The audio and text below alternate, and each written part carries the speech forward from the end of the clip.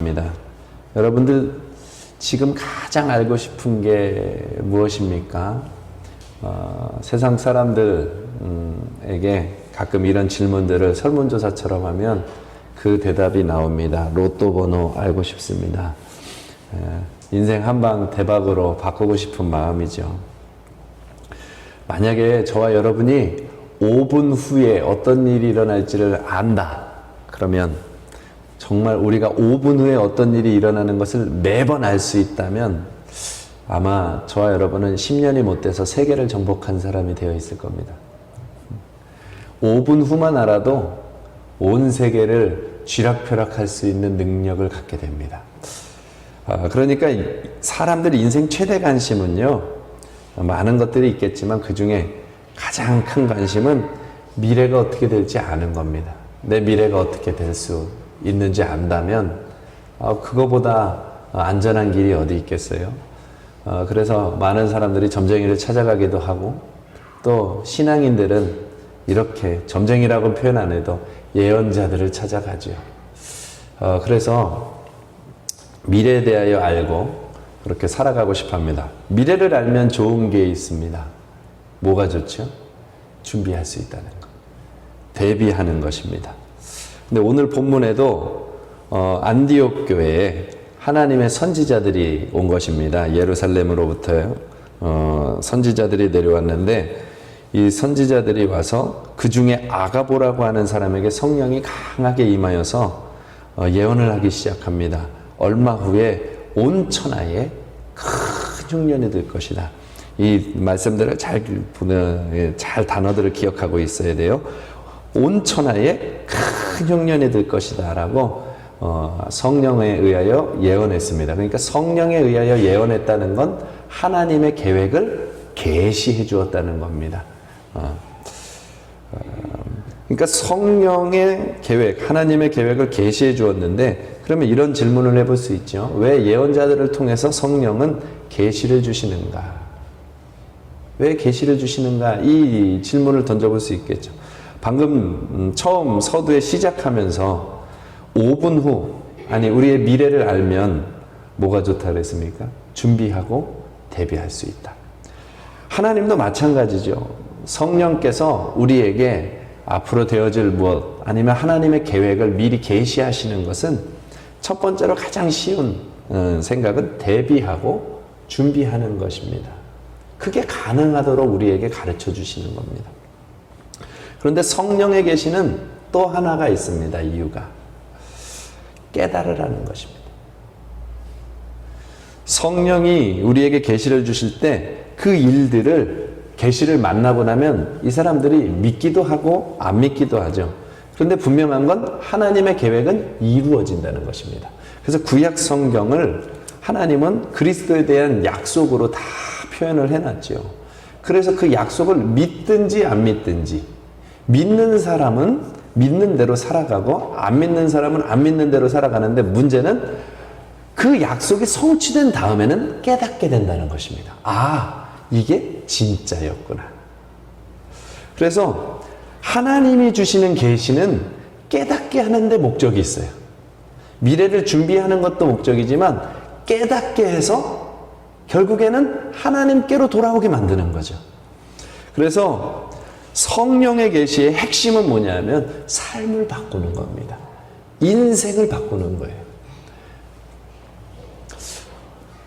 그렇게 봤을 때 오늘 사도행전 12장 25절에서 30절까지의 말씀, 계시를 받은 안디옥 교회의 모습이거든요.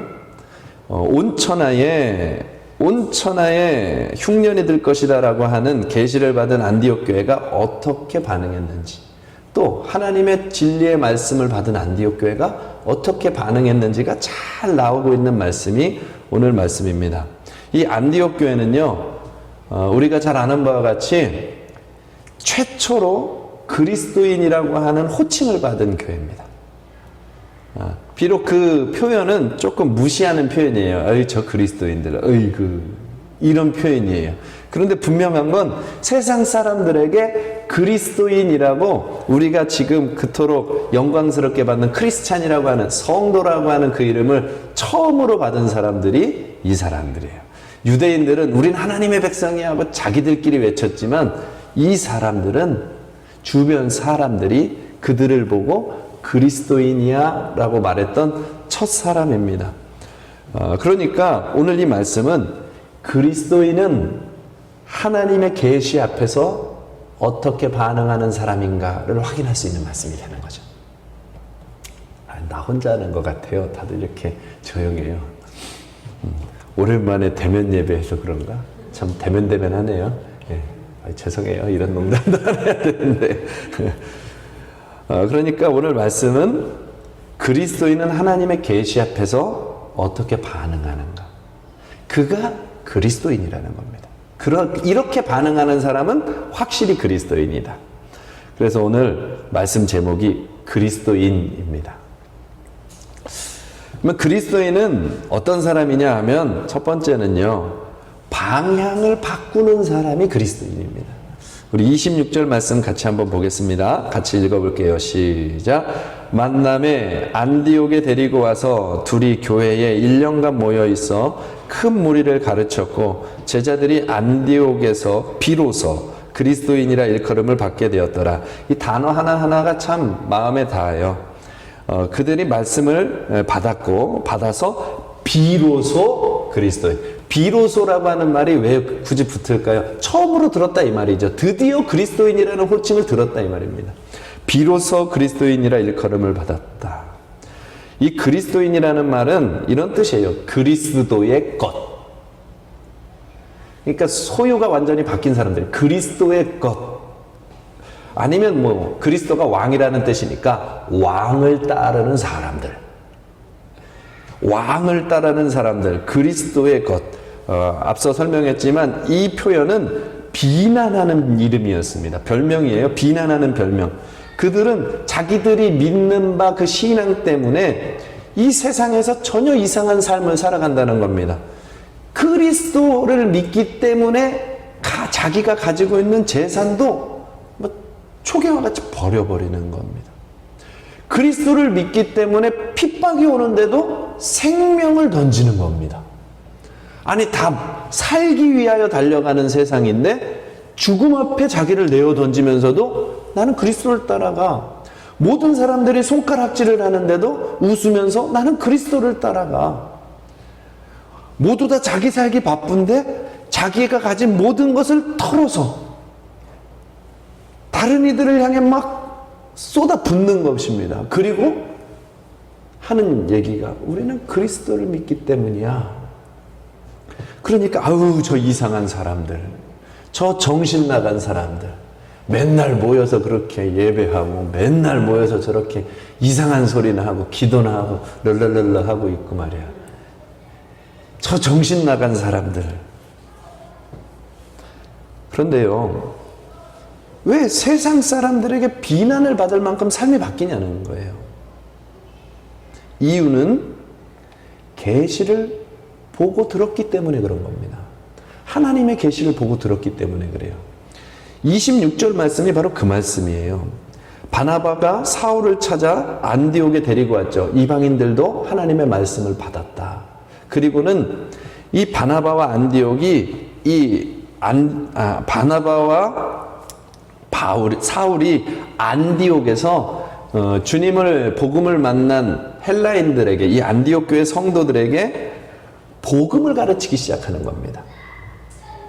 복음을 가르치시는 거예요. 그러니까 이 복음, 이 사울과 바나바가 만나고 보았고 들었고 깨달은 하나님의 창세전부터 준비된 그 계시를, 하나님께서 약속해놨던 계시, 완전한 계시, 성취된 계시를 이 헬라인들에게, 안디옥 교회 사람들에게 말해주고 있는 거예요.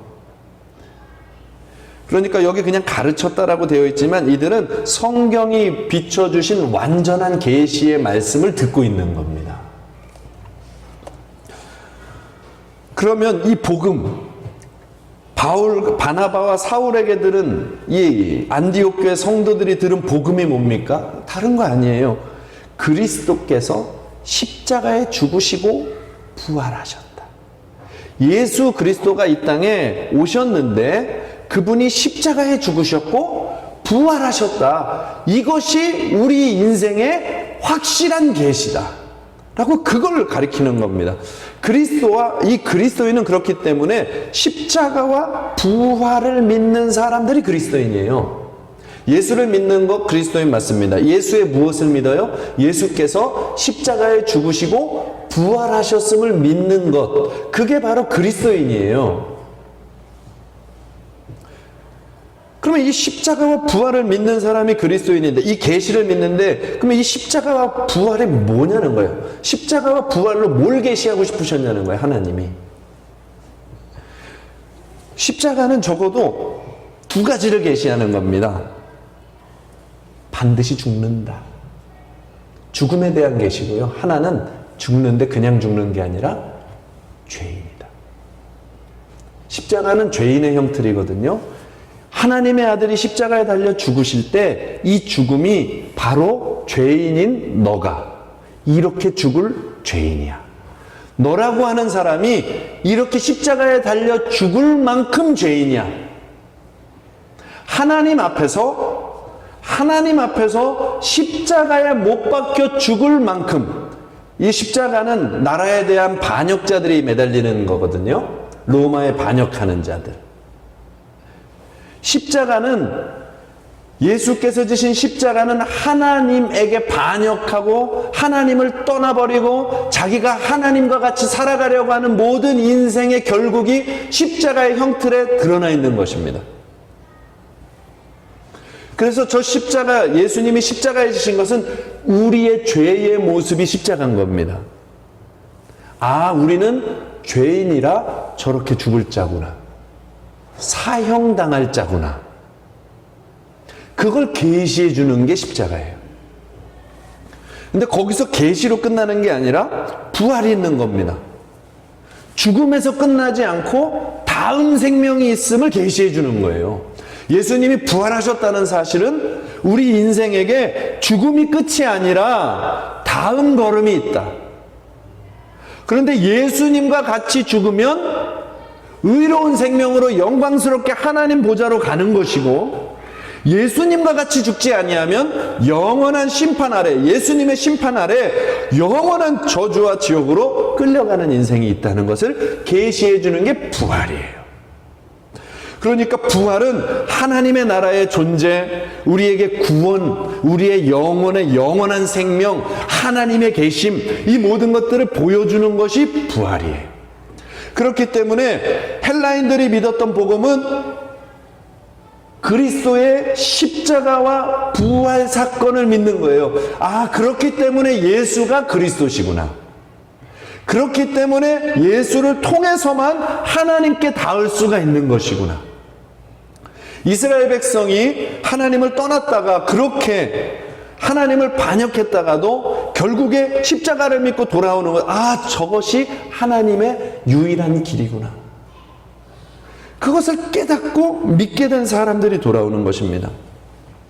그러니까 예수 그리스도의 십자가의 계시를 믿는 것, 십자가를 정말로 믿으면 아, 나는 죽음 아래 죄인이구나, 이게 인정되는 사람이 된 거예요. 그리고 나면 아, 부활의 생명이 있는데 나는 저기를 어떻게 들어가지? 의문이 생기고 갈망이 생기고, 이대로 죄인으로 죽으면 안 되고 하나님을 만날 텐데 이대로 죽으면 안 되는데 어떻게 가지? 할 때 예수님의 십자가가 부활과 죄인 사이에서 서 있는 거예요. 주님이 내가 되어 죽으셨구나. 하나님이 나를 사랑하셔서 나를 죽이시지 아니하고 죄 없으신 아들을 나의 생명값으로 죽이셨구나.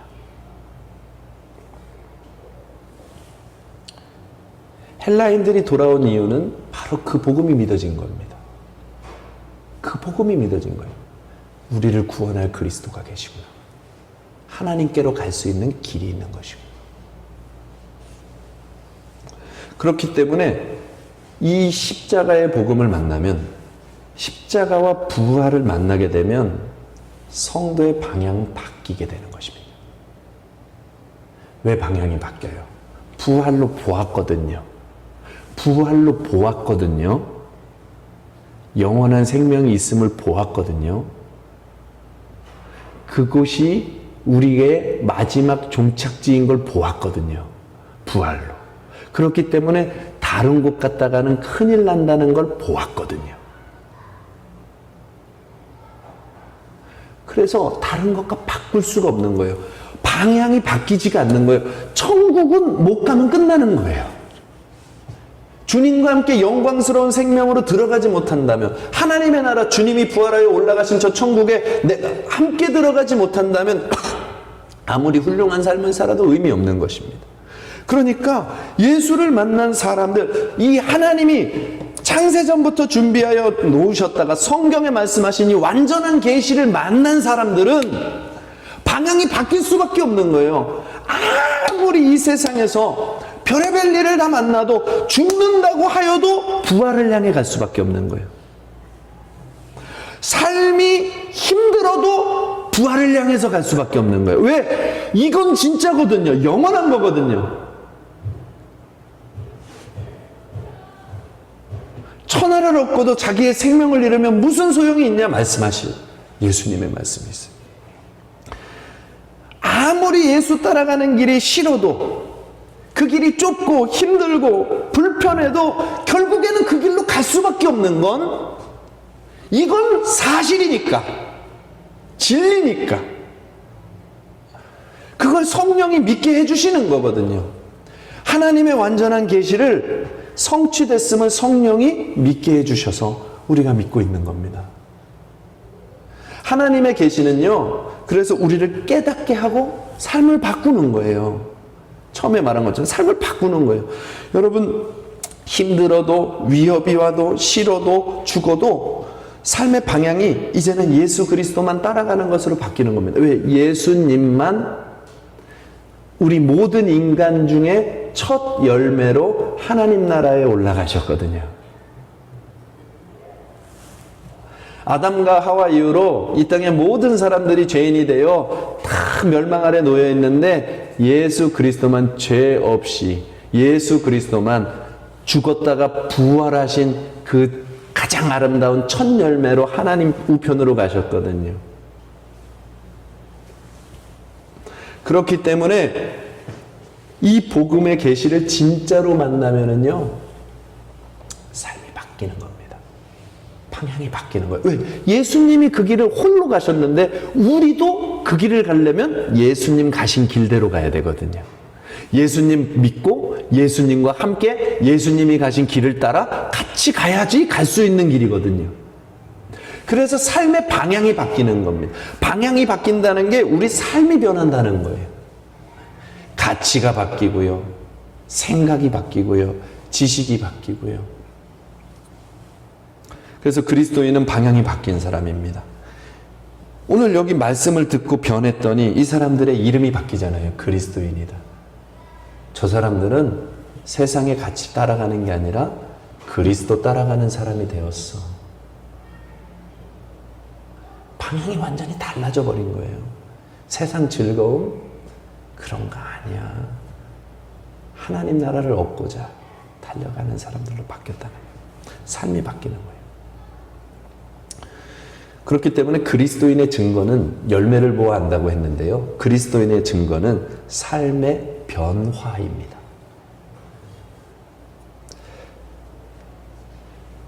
삶이 변하지 않는 이유는 십자가와 부활의 복음이 안 믿어지기 때문입니다.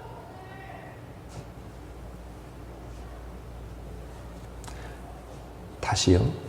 삶이 변하지 않는 이유는 십자가와 부활의 복음이 안 믿어지기 때문입니다.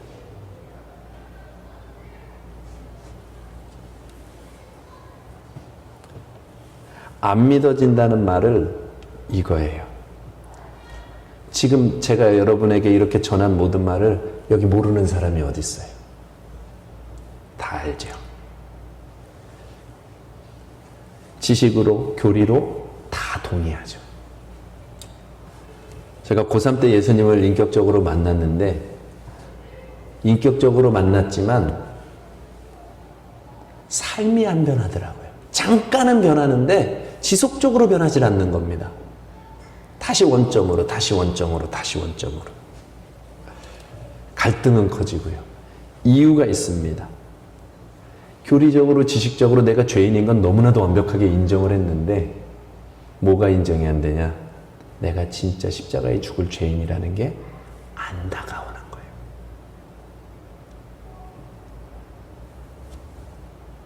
그러니까 십자가는 우리를 구원한 복음이야 라고 얘기하지만 내가 죽을 죄인이 아닌 이상 십자가는 나에게 의미가 없는 거예요. 의미가 없어요.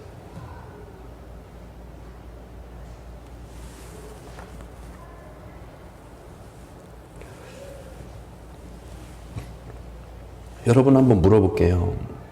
정말 내가 십자가에 못 박혀 죽을 죄인이라고 정말 인정하십니까? 대답을 선뜻 할 수 없을 거예요.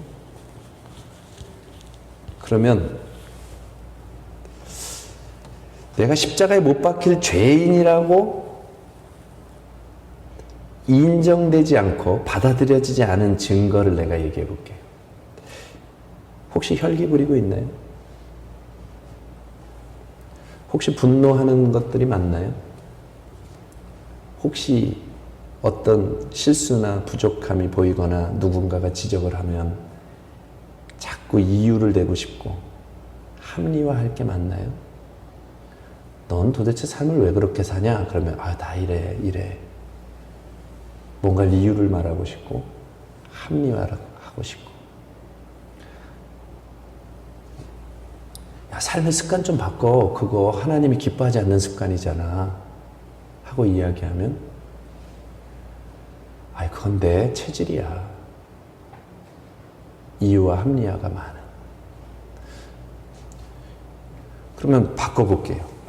하나님의 아들은 이 땅에 오셔서 삶의 체질이든 뭐든 다 포기하고 십자가에 죽으시잖아요.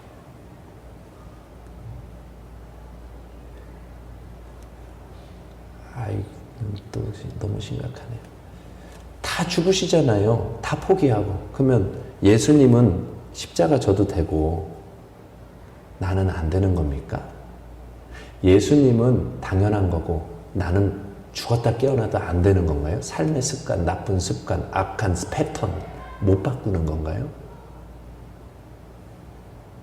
예수님은 해야 되고 나는 예수님을 만난 사람이지만 나는 습관 못 바꾸고 그 일을 대하여서 혈기 부리고 분노하고 이유하고 합리화되고. 여러분, 제가 너무 진지하게 얘기하니까 다들 심각해졌는데 한번 묻자고. 내가 십자가에 못 박힐 죄인이라고 진짜 믿냐고요. 그럼 무시를 당하면 좀 어때요? 무시를 당하는 건 정말 다행인 거예요. 죽을 놈인데. 무시 정도.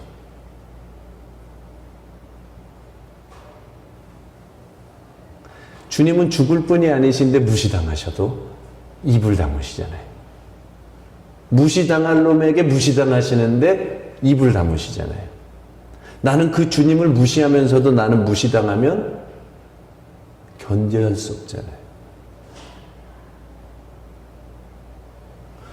지금 무슨 얘기를 하고 싶냐 하면 왜 그렇게 사냐 이 얘기를 하려고 하는 게 아니에요. 왜 우리의 삶이 변하지 않느냐에 대한 이야기를 하면서 내가 십자가에 못 박힐 죄인이라는 게 정말로 인정되느냐는 걸 묻는 거예요. 여러분, 지금 제가 말한 이 내용들이 저나 여러분 안에 가득히 쌓여 있잖아요. 다 있는 것이잖아요. 다 있기 때문에 괜찮은 건 아니잖아요. 그 얘기를 하려고 하는 게 아니에요. 내가 진짜 십자가에 못 박힐 죄인인 걸 인정하느냐고요. 나는 죽어야 끝나는 인생이구나. 나는 하나님 앞에 반역자구나. 나는 변명의 여지가 없는 죄인이구나.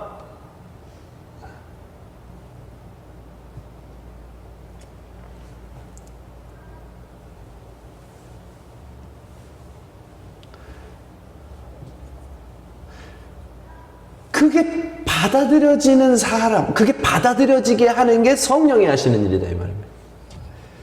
내 실체를 보게 하시는 거죠. 죄인이라고.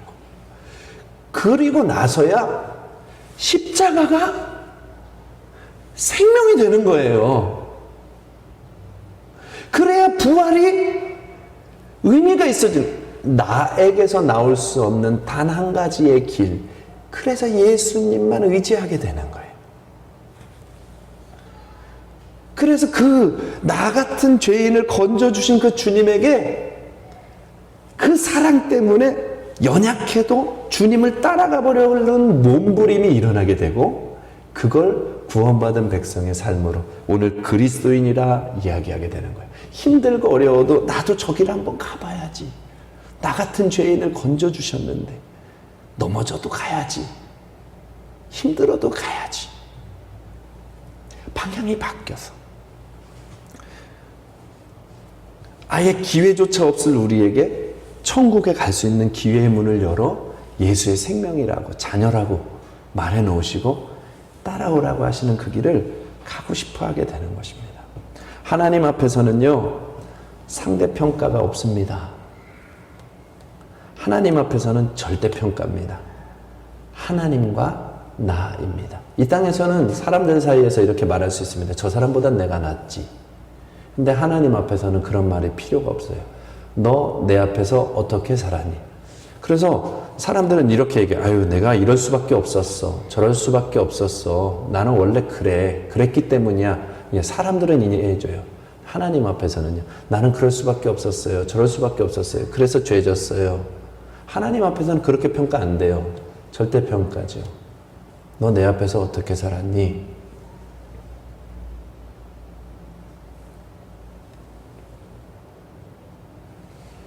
오직 하나님 앞에서는 하나님, 나 이렇게 약한 자라, 나 이렇게 죄인이라 주님 십자가 의지하고만 살았어요. 주님의 십자가만 따라가려고 애썼는데도 이래요. 주님 어떡하죠? 주님 십자가 의지해요. 주님. 하나님 앞에서는 그걸로 평가받는 거예요. 정말 예수. 방향이 예수님으로 정해져 있는 거예요. 그래서 그리스도인이에요. 그리스도의 사람들, 그리스도의 것들, 그리스도를 따라가는 사람들. 계시를 받아들이니까 자기의 존재를 깨닫고 인생을 바꿔버리는 거예요. 그게 안디옥 교회, 비로소 그리스도인. 왜 예루살렘 교회도 성도들이잖아요. 그런데 안디옥 교회에다가 왜 비로소 자를 붙였을까? 그냥 한번 생각해 봤어요. 예루살렘 성도들은요, 이방인은 사람 취급을 안 하잖아요. 변하지 않아요. 예수님 말씀대로 변하지 않는 거예요. 주님과 같은 길을 온전히 걸어가지, 그리스도인 소리를 못 들어요. 자기들끼리 칭찬을 받아도. 그런데 성경은 참 놀라운 건 그들도 예수를 잘 믿었어요. 자기들끼리 가난한 사람 돕고 다 했죠. 그런데 안디옥 교회 성도들에게는 주님이 영광스러운 별명을 붙여주신 겁니다. 그리스도인이다. 너희들이야말로 진짜 그리스도입니다.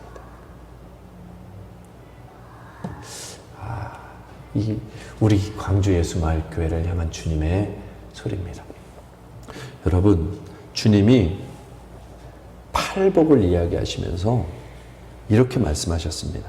심령이 가난한 자는 천국이 저인 것이다. 바꿔서 얘기할게요. 내가 십자가에 못 박힐 죄인인 줄 알아서 우는 자는 천국 간다. 내가 진짜 죄인이라고 정말 하나님 앞에 애통하는 자는 하나님 위로 받을 거다. 오늘 이 말씀 너무 중요한 겁니다. 주님의 계시는 우리에게 미래를 가르쳐주는 정도가 아니라 영원한 운명을 계시해주고 계시는 게 복음이에요. 십자가 복음. 그냥 몇 년 후에 흉년이 옵니다, 이 정도가 아니라 우리의 영원한 미래를 계시해준 게 십자가 복음이라고요. 그 복음 앞에서 나의 존재를 주님이 십자가에 죽어야만, 그래야만 될 수밖에 없는 내가 죄인인 것을 정말로 정말로 가슴 저리도록 인정하며 살아가는 인생이야말로 그 애통에 위로가 있고, 그런 마음으로 긍휼히 여기는 자를 긍휼히 여겨주시고, 그래서 주님의 의를 너무나도 알고 싶어서 의에 줄이고 목말라 나 같은 죄인도 의로워질 수 있나요? 나 같은 죄인도 하나님의 마음으로 설 수 있나요? 의에 줄이고 목말라 할 때 저희 배가 부르게 될 것이고, 하나님, 나 같은 죄인이 어떻게 하나님과 화평하게 되었는데 하나님, 어떻게 내가 사람과 싸우며 살겠습니까? 하나님과 화평하듯 사람과 화평하고 이 사람들을 하나님과 화평하게 하는 일에 하나님, 내가 하나님 앞에 죄인이 화평해졌는데 화평케 하는 자는 하나님의 아들이라 일컬음을 받을 것입니다. 하나님, 이 죄인이 또다시 죄로 갈 수는 없지요. 이 죄인이 또다시 죄로 갈 수 없죠. 마음이 청결한 자는 하나님을 볼 것이요.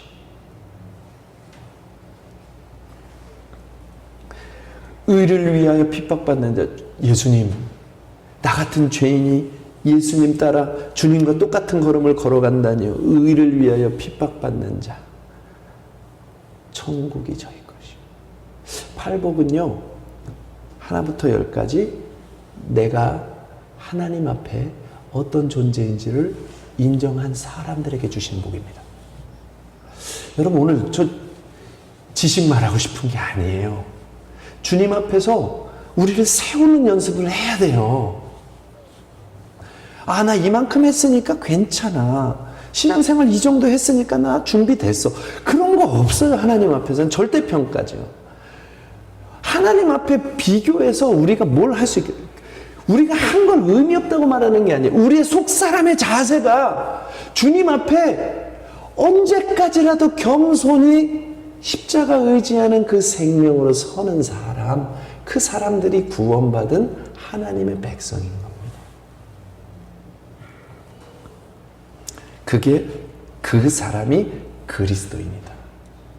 예수님 외에 내 마음보다도 더 주님을 의지할 수밖에 없는 사람.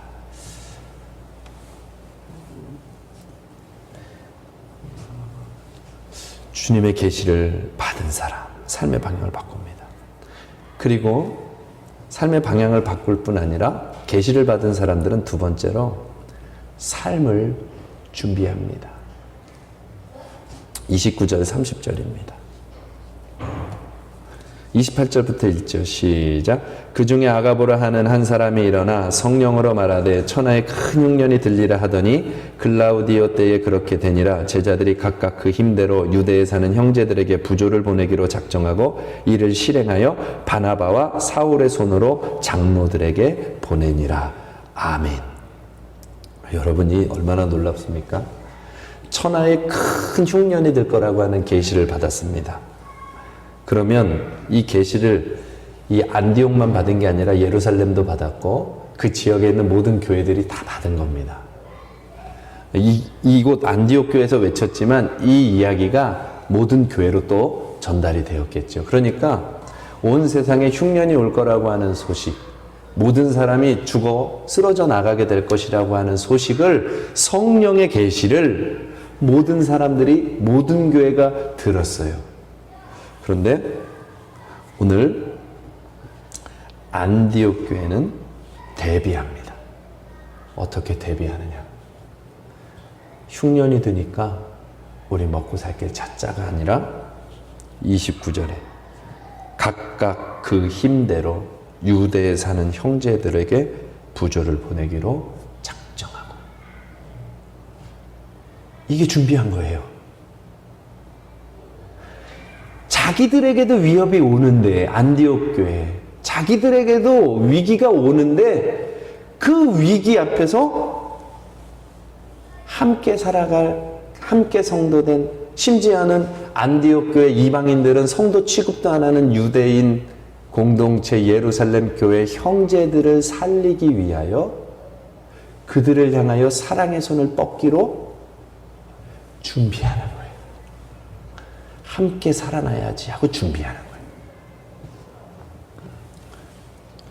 이게 그리스도인이라는 거예요. 그래서 안디옥 교회에다가 이 이야기를 써놓은 거예요. 굳이 27절부터 30절을 쓸 이유가 없잖아요. 흉년이 들었다.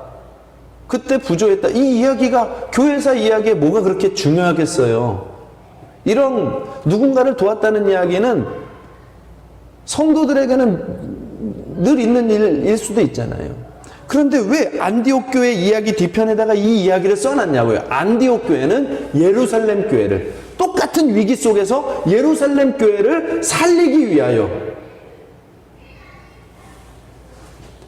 주님을 만나고 하나님의 계시를 받을 때 주님을 만났더니 삶이 바뀌었어요. 그리고 나서 인생에 만나는 모든 일들을 만날 때, 인생, 이 세상에서 움직여지는 어떤 환경을 만날 때 그들은 하나님 나라의 가치관으로 삶을 준비하기 시작하는 거예요. 세상에 코로나가 옵니다. 온 세상에 위협이 옵니다. 라고 했더니 어떻게 하면 백신을 준비할까? 이 준비가 아니라 어떻게 하면 이때 외면당할 자를 돕지? 어떻게 하면 이때 아무도 손보지 않는 사람을 찾아가서 살려주지? 어떻게 하면 이때 예수님의 사랑을 나타내주지? 어떻게 하면 이때 정반대의 모습으로 간다는 거죠. 여러분, 지금은 마지막 시대라고 이야기합니다. 사랑이 식어지는 시대, 주님 다시 오시기 바로 직전의 시대, 음행과 더러움이 가득 차고 하나님에게서 떠나 죄악이 꽉 차버린 이 시대를 살아가는 우리가 먹고 사는 문제 정도가 아니라 누군가의 생명을 살리는 자리로 우리가 나가야 한다는 것을 주님이 그리스도인은 하나님의 나라, 그 삶을 준비하는 존재들이라고 오늘 말씀해 주고 계시는 겁니다. 우리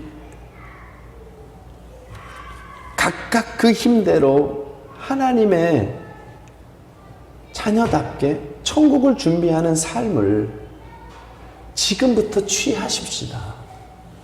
우리 광주 예수마을교회가 이 삶을 준비하는 겁니다. 우리에게는 미래가 결정이 되어 있어요.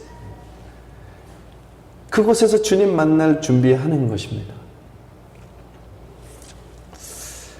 갈수록 부담이 찾아와요. 시대가 어렵기 때문에. 그런데 주님은 계속해서 마음에, 그러니까 주변을 돕는 사람이 되어야 한다. 뜨겁게 사랑하는 사람이 되어야 한다. 지금이 사랑할 때다. 지금은 어떻게 하면 먹고 살까를 고민할 때가 아니라 그것 위에, 그 고민 위에 이걸 가지고 어떻게 함께 살려낼까? 천국 갈까? 어떻게 사랑할까? 어떻게 세워줄까? 어떻게 하면 하나라도 더 마지막 때 이 완전한 계시 앞으로 돌아오게 할까? 복음을 듣고 구원받게 할까? 어떻게 하면 복음을 들을 수 있도록 기회를 유지시켜 줄까? 기회를 유지시켜 주는 게 돕는 손길인 거죠. 굶어 죽어가는 자에게 먹을 걸 주면 그걸 먹고 생명이 유지되어 복음을 듣고. 여러분, 그게 안디옥 교회였다는 거예요. 똑같이 어려운데 각각 그 힘대로, 힘이 큰 자나 작은 자나 어떤 모습이든지 관계치 않고 주를 만난 사람들은 각자 자기 수준대로 우리가, 우리 형제들이 죽어가는, 우리를 성도 취급도 하지 않는 저 예루살렘 교회 성도들, 그 형제들을 구원하는 일에 우리가 함께 해야 한다. 서로 사랑, 형제 사랑의 일이 일어나는 거죠. 지난 주일에 우리 커피 한 잔, 외식 한번 줄여가지고 그것으로 힘겨워하는 교회들을 좀 도와보자 라고 하는 이야기들을 했었습니다. 근데 오늘 이 본문이 이렇게 나올 것이라고는 나는 생각을 못했죠. 근데 수요 예배의 말씀도, 주일의 말씀도 하나님이 흐름을 만들어주고 계시는 것 같아요. 의도하지는 않거든요, 언제나. 설교를 준비할 때 의도하지 않습니다. 그런데 시간표가 기가 막히게 맞아요. 민수기 말씀도 그렇고 기가 막히게 맞아요. 이게 주님의 사인인 거죠. 여러분, 우리 올 1년 우리 자신에 대하여서는 조금만 더, 이렇게 표현하면 좀 그래, 지금도 엄격한데, 그쵸? 지금도 엄격하지만 우리 자신에게는 조금만 더 엄격해지고 그것으로 누군가를 유지시켜주고 살려주고 세워주고 그렇게 할 수 있는 한 해가 되면 좋겠습니다. 혹시 그렇게 해서 드리는 헌금들은 구제 헌금이라고 체크해가지고 내주시면 되겠습니다. 그래서 그걸로 그런 교회들을 돕도록 할게요. 오늘 말씀 마칠게요. 이렇게 심각해지려고 준비한 말씀이 아닌데 다들 너무 심각해졌습니다. 그리스도인은 십자가와 부활을 믿는 사람들입니다. 완전한 계시를 받은 사람들이, 영원한 미래가 준비되어져 있는 사람, 그래서 삶의 방향이 바뀐 사람들입니다. 우리를 한번 점검해 보아야 하겠어요. 나는 삶이 바뀌었는가? 나는 정말 십자가 앞에 서면 한없이 겸손하여 변명도 이유도 사라지고 예수님만 보이는 사람이 되었나? 오늘은 질문하면서 끝내려고요. 그리고 나는 천국의 삶 준비되었나? 누군가를 사랑하고 살리고 세우고 어려울 때 도리어 누군가를 잡아주는 그 사랑의 삶 준비되었나? 그가 예수를 만난 그리스도인입니다. 그렇게 질문을 던져보며 살아가는 우리 성도들 되시기를 주님의 이름으로 축복합니다.